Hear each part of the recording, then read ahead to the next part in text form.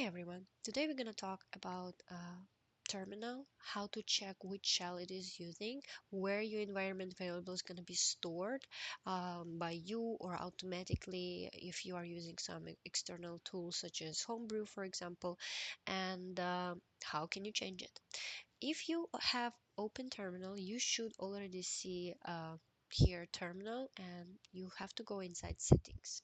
So right here you can see that it is ZSH pass. So in case you want to check it through the terminal, you need to write echo $, and then shell, and it's returning you same value as you see. So it's two ways, they are same, like you still can get the same values, but here if you want you can modify it on, like here for example you can remove it and you can write bash. I'm not gonna remove anything, so I'm gonna keep it as a default, but some people they prefer to use bash.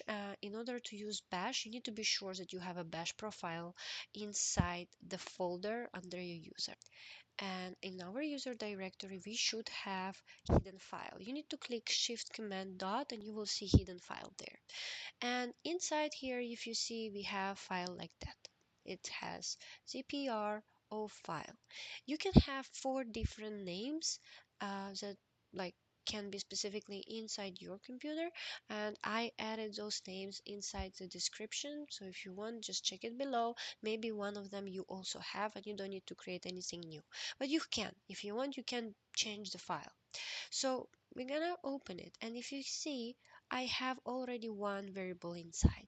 It's a homebrew. When we installed it's right here, so anything new we want to add we're gonna add inside this file.